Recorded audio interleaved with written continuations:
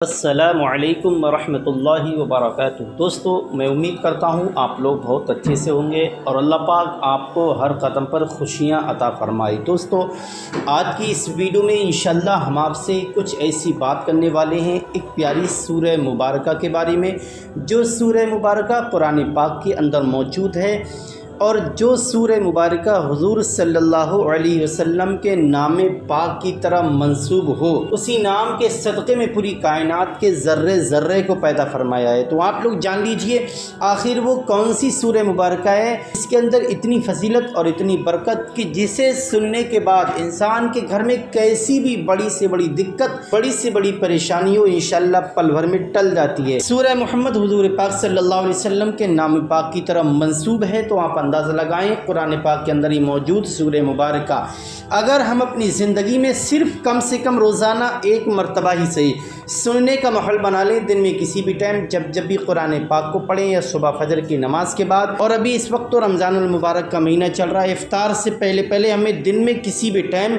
इस सूरह मुबारका को हमें ज़रूर सुनना है। हमें अल्लाह की बारगाह में हाथों को उठा कर के गिड़गिड़ा कर अल्लाह की बारगाह में दुआ करना है। जो भी परेशानी, जिस मकसद के लिए हम अपने मकसद के लिए हम इस सूरह मुबारका को सुनेंगे, इंशाल्लाह ज़रूर कामयाब होते नज़र आएंगे। हमें इस सूरह मुबारका को ज़रूर सुनना है, दुआ करना है, हुजूर का वसीला देकर के अल्लाह की बारगाह में दुआ मांगना है। इंशाल्लाह आप आजमा करके देख सकते हैं, आजमाया हुआ बहुत ही मुजर्रब और ताकतवर ये अमल है, आपकी ज़िंदगी को पल भर में चमका देगा। आप लोग कन्फ्यूज़ ना हो और ये ना सोचें कि इतनी बड़ी ताकतवर सूरह मुबारका बिलाशुबा कुरान पाक के अंदर कोई शक व शुबा की बात ही नहीं है। हमारा ये अकीदा है और आपका भी अल्हम्दुलिल्लाह है और होना भी चाहिए। कुरान पाक के अंदर अल्लाह पाक ने हर मोड़ पर हमारे लिए फ़ायदा रखा है। कैसी भी मुसीबत हो, हम इधर उधर ना जाते हुए कुरान पाक को खोलें, समझें, इंशाअल्लाह हमारे लिए हर मुश्किल का हल मिलता हुआ नज़र आएगा। तो इस वक्त माशाअल्लाह रमज़ान मुबारक का दूसरा अशरा अपनी मंजिल की तरफ रवा दवा हो चुका है। अब तीसरा अशरा जो है नजात का, वो शुरू हो चुका है। ये हमारे लिए आखिरी मौका है, आखिरी ऑप्शन है। हमें चाहिए अपने रब को राज़ी करें, गुनाहों पर शर्मिंदा हो जाए, ज़्यादा से ज़्यादा इस मैसेज को शेयर करें कि हम अपने माल की, औरों को भी इस बात का जिक्र करें कि अपने माल की ज़कात वक्त पर अदा करें, फ़ितरा निकालें, वक्त पर गरीबों का ख्याल रखें, मोहताजों का सहारा बने। इंशाअल्लाह तबारक ताला ये बहुत बड़ी नेकी है, ये इतनी बड़ी ऐसी ताकतवर नेकी है कि इस नेकी की बरकत से हमारी तमाम परेशानियाँ टल जाएंगी, आने वाली मुसीबतें भाग जाएंगी। हमारे घर, मकान, दुकान, कारोबार में कैसी भी दिक्कत, कैसी रुकावट, तंगदस्ती, इंशाअल्लाह कैसी भी मुश्किल होगी पल भर में ख़त्म हो जाएगी। अगर आपके कारोबार में किसी भी किस्म की रुकावट आ रही है, आप इस सूरह मुबारका को दिन में किसी भी टाइम कम से कम एक बार ही से सुन लें। इस सूरह मुबारका को मर्द औरत जो चाहे सुन ले, बस दिल से यकीन कामिल के साथ अल्लाह की ज़ात पर भरोसा रखे और इस दुआ को, इस सूरह मुबारका को सुनते सुनते अपना मकसद दिमाग में रखें। इंशाअल्लाह आपकी मुश्किल पल भर में टलती नज़र आएगी। तो आइए बस इन्हीं तमाम फजीलतों के साथ सुन लेते हैं इसी सूरह मुबारका की तिलावत को। उससे पहले मेरी आपसे गुजारिश है, आप हमारे चैनल को दिल से सब्सक्राइब कर लें, वीडियो को लाइक कर दें, इस वीडियो को सदक़े जारिया समझकर तमाम लोगों में ज़रूर शेयर करें। अल्लाह पाक के 99 नामों में से कोई भी एक नाम कमेंट बॉक्स में लिख करके हमें ज़रूर बताएं। आइए अब दिल लगाकर सुन लीजिए इसी सूरह मुबारका की तिलावत। औज़ु बिल्लाहि मिनश शैतानिर रजीम, बिस्मिल्लाहिर रहमानिर रहीम। अल्लज़ीना कफ़रू वसद्दू अन सबीलिल्लाहि अज़ल्ल अमालहुम वल्लज़ीना आमनू वअमिलुस सालिहाति वआमनू बिमा नुज़्ज़िला अला मुहम्मदिन वल हक़्क़ु मिन रब्बिहिम कफ़्फ़रा अन्हुम सय्यिआतिहिम व अस्लहा बालहुम ज़ालिका बिअन्नल्लज़ीना कफ़रू इत्तबअुल बातिला व अन्नल्लज़ीना आमनू इत्तबअुल हक़्क़ मिन रब्बिहिम कज़ालिक यज़रिबुल्लाहु लिन्नासि अम्सालहुम वइज़ा लक़ीतुमुल्लज़ीना कफ़रू फ़ज़रबर रिक़ाब हत्ता इज़ा सख़ल्तumuhum फशुद्दुल वसाक़ फइम्मा मन्नन बअदु वइम्मा फ़िदान हत्ता तदअल हर्ब औज़ारहा ज़ालिक वलौ यशाअ अल्लाहु लंतसर मिनहुम वलाकिन लियब्लुव बअदकुम बिबअद वल्लज़ीना क़ुतिलू फ़ी सबीलिल्लाहि फ़लन युज़िल्ल अमालहुम سيهديهم ويصلح بالهم ويدخلهم الجنة عرفها لهم. يا أيها الذين آمنوا إن تنصروا الله ينصركم ويثبت أقدامكم والذين كفروا فتعسا لهم وأضل أعمالهم. ذلك بأنهم كرهوا ما أنزل الله فحبط أعمالهم. أفلم يسيروا في الأرض فينظروا كيف كان عاقبة الذين من قبلهم دمر الله عليهم وللكافرين أمثالها. ذلك بأن الله مولى الذين آمنوا وأن الكافرين لا مولى لهم. إن الله يدخل الذين آمنوا وعملوا الصالحات جنات تجري من تحتها الأنهار والذين كفروا يتمتعون ويأكلون كما تأكل الأنعام والنار مثوى لهم. كأين من قرية هي أشد قوة من قريتك التي أخرجتك أهلكناهم فلا ناصر لهم. أفمن كان على بينة من ربه كما زين له سوء عمله واتبعوا آباءهم.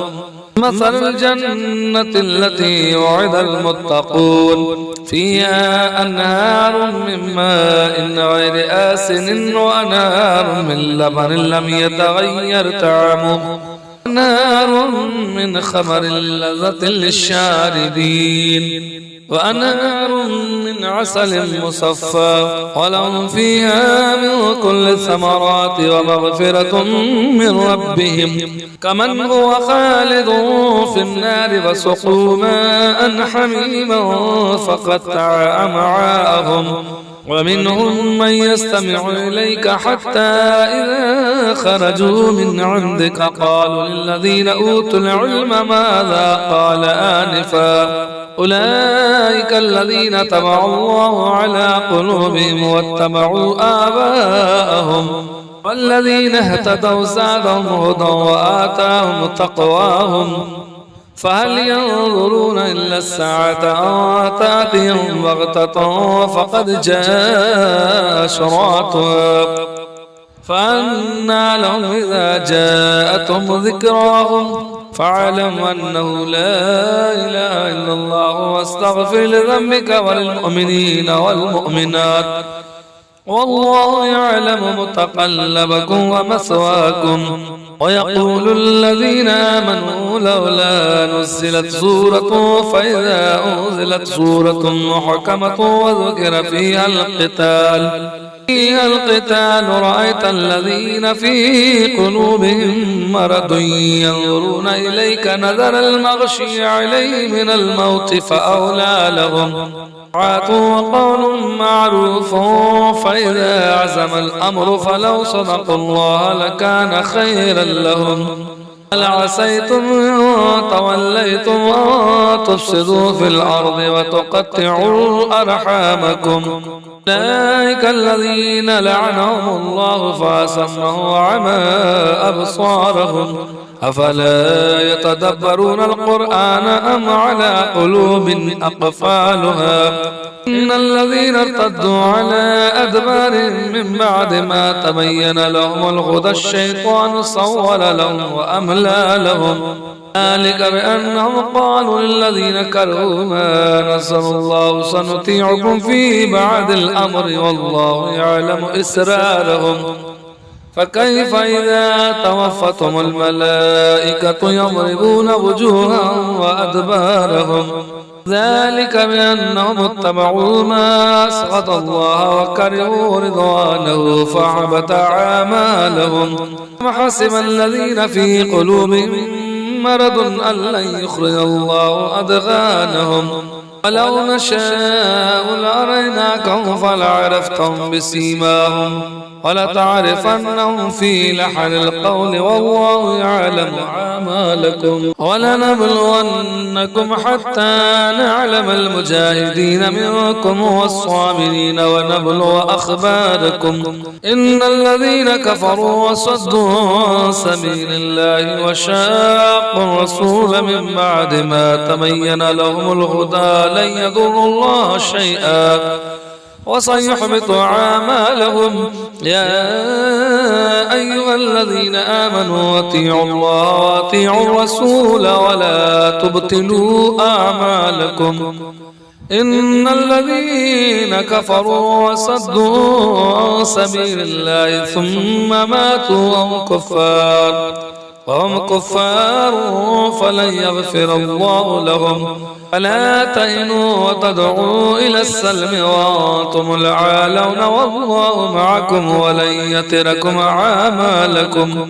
إنما الحياة الدنيا لعب ولهب وإن تؤمنوا وتتقوا يؤتكم أجوركم ولا يسألكم أموالكم إن يسألكموها فيحفكم تبخلوا ويخرج أدغانكم أنتم هؤلاء تدعون لتنفقوا في سبيل الله فمنكم من يبخل ومن يبخل فإنما يبخل عن نفسه والله الغني وأنتم الفقراء وإن تتولوا يستبدل قوما غيركم ثم لا يكونوا أمثالكم صدق الله العظيم.